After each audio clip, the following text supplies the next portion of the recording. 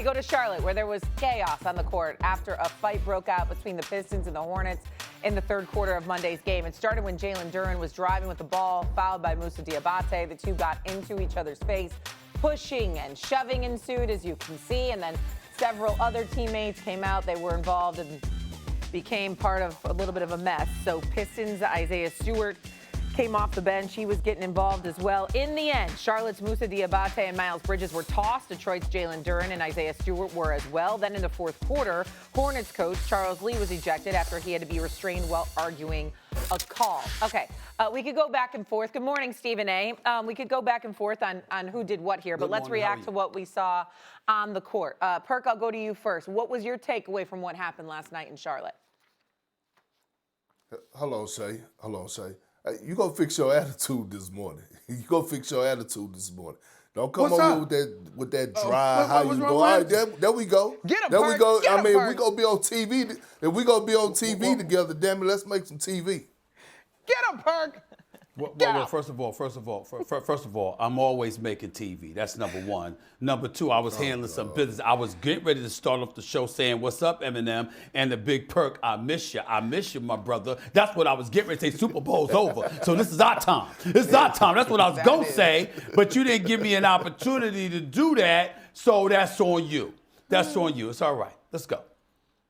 My apologies. My apologies. Shae, what was the question again? I got No thrown problem. off. You guys were fighting, but let's react to the fight that we saw question. last night on the court in Charlotte. What was your takeaway from that? I actually love it. Look, I don't condone in the fighting, but I love the competition. I love the physicality, and this is who the Detroit Pistons are. I said it early on. Get Up is three things that scare me in the world: healthy foods, reality shows, and the Detroit Pistons, because they're real. They're instigators, and that's just who they are. We heard Bickerstaff comments after the game. He didn't backtrack and say, we got to do better. No, this is their identity. I also applaud the Hornets for not backing down, right? The Hornets are showing that they're here. They've been winning games. They got culture there. So, again, we never want to see it get out of control like this, but I'm all in for, this whole beef and the competitiveness, because I feel like over the past few years the league has gotten too friendly. This is getting back to throwback NBA that I fell in love with. S.A.? Go ahead, Eminem. I don't, ladies first. I mean, that's what Perk should have done. He should not have been rude. He shouldn't have gone first. The ladies should have gone first. But I'll let that go right now. Go ahead, Eminem. You go first. In his defense, thank you, Stephen A. Big Perk and I, we've been up since 8 o'clock chopping it up, so we have a great rapport at this point in the day. Listen, I will say this. I actually tuned into this game, y'all, because as you know, the Hornets were coming in on a 9-game win streak. Detroit, sitting at the top seed in the East, have been there comfortably. I was excited about this game. Watching through that first half, and maybe part of it was because I was also making dinner, I didn't really think that it was this intense in terms of a budding rivalry and the physicality of the game. I did think it was a fun basketball game. It was close at halftime. Third quarter, Cade Cunningham came out. He was cooking as we're accustomed to. But what I agree with Perk in that we're not saying that we should fight in the game. But I do agree. I was impressed with the way that the Hornets ultimately responded, because they got down as many as I believe as 15 in that third quarter after all the energy from this little fracas, we'll call it, and then they were able still to make this a basketball game down the stretch. So to the point of the Hornets being a team that we should be looking out for and in establishing who they want to be moving forward, I completely agree with that.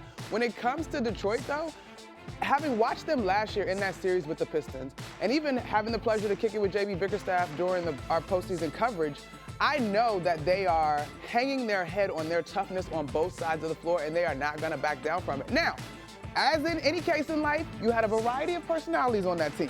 You obviously had your Duren and your Stewart, and you had your Duncan Robinson, who was kind of like, I'm not getting in the middle of all of that, right? And so you do need a sort of a balance. But the idea of we are not going to look the other way when it comes to physicality, defending one another, playing tough basketball on both sides of the floor, I'm into it when it comes to the Detroit Pistons. It's almost an ode to the Bad Boys teams.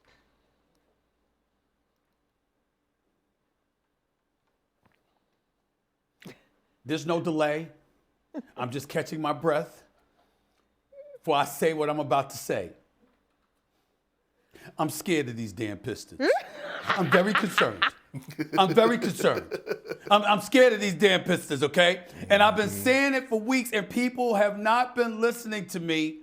The Pistons are the best team in the Eastern Conference. Yeah, not just their record, they're the team to beat. They've got athleticism. They've got shooters. They've got muscle. They've got girth. They've got height. They've got size. And they have a star in that brother Cade Cunningham. And I'm not going to steal because I'm not a thief, even though, I learned successful habits. That's why I'm brilliant, because I know I'm not. I learn from those who are, and I take from them. But I don't steal, okay? So I don't want to steal the comment that I saw my man Big Perk on TV saying last week on SportsCenter when he thought most people were asleep and weren't watching him, but I was, because I'm watching my man Big Perk all the time. And I'm telling you right now, he sat up there and said, quote, the Detroit Pistons not only can win the East, they can win it all. They can win the chip. Now, we haven't seen them go against the Oklahoma City Thunder, and we haven't seen them go against the San Antonio Spurs. They're like 7-1 against the top 6 teams in the league outside of those two.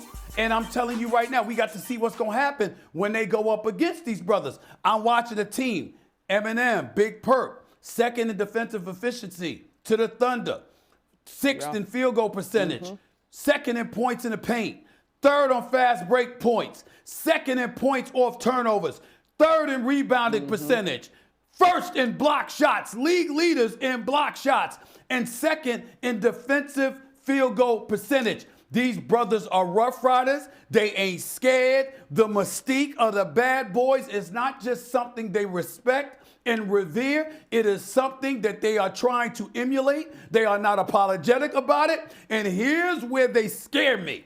They want the team that bounced them out last year. They want my team. Okay? Oh, now I was told, now I don't know whether this was true or not, but I was invited to a Pistons game about a few weeks ago, and I was supposed to be sitting courtside. They heard I was coming. That's when they beat the Knicks by 30.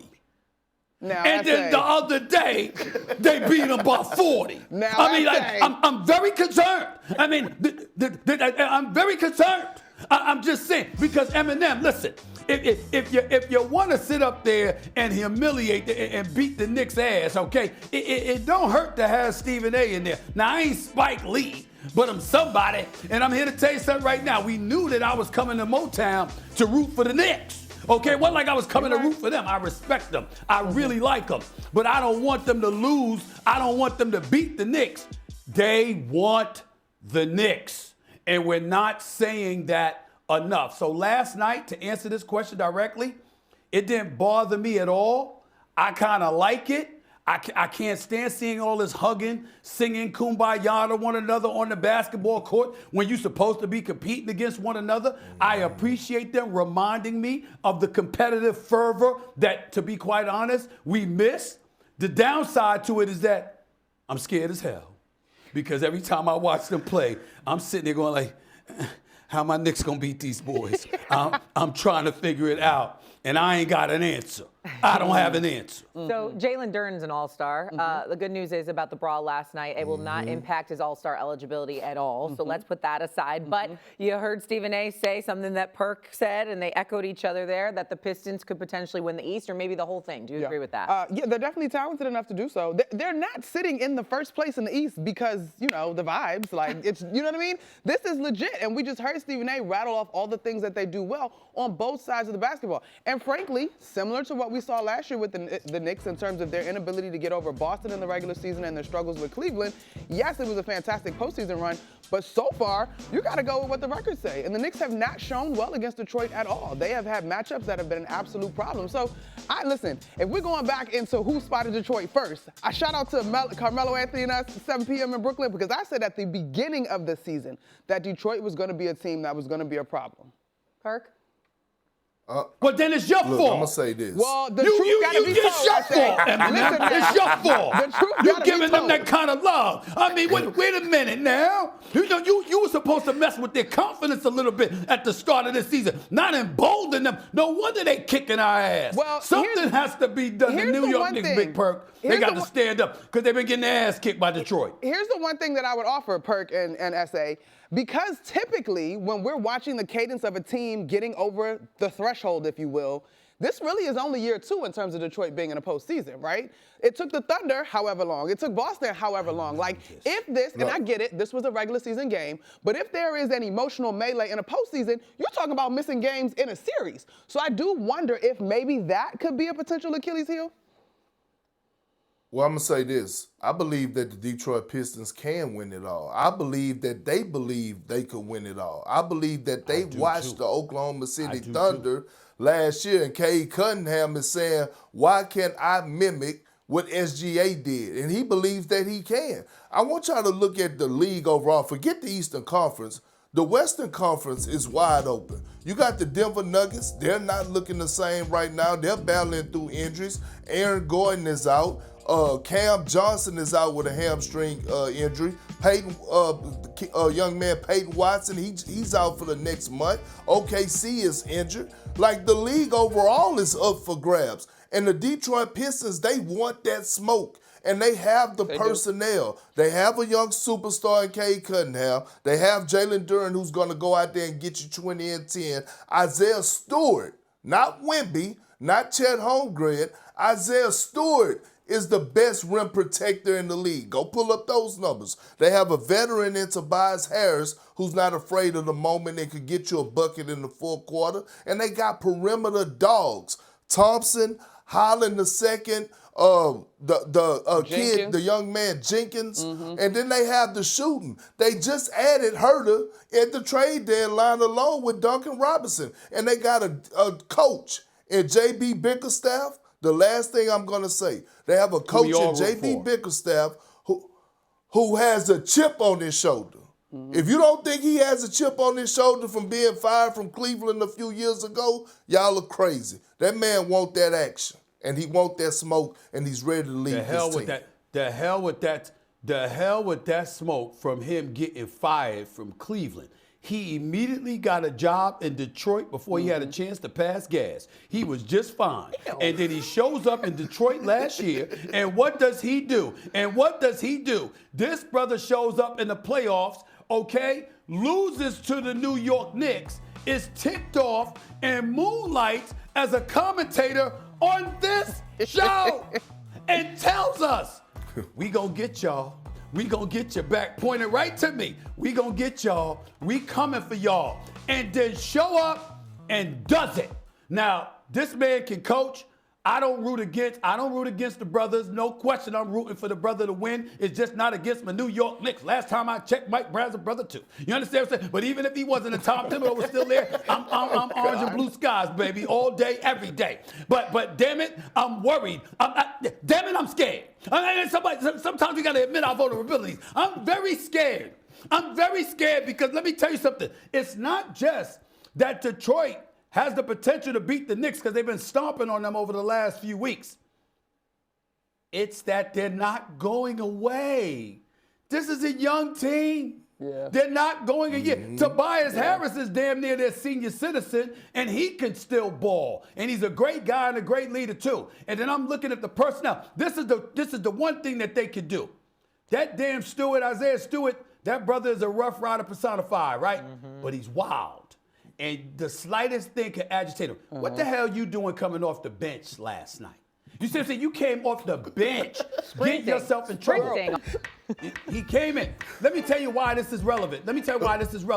We saw how he chased after LeBron years ago when he was bleeding and stuff, when LeBron, elbowed him by accident, right? We saw all of that happen. We see this cat, anytime there's a fight, that brother, he could be in the streets, he gonna get to the arena to swing a blow at somebody. That's who he is.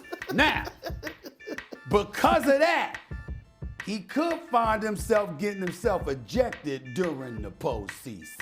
if he's not careful. Oh, You understand what I'm saying? If he's not careful, being that wild card. Now listen, I don't wish that on him.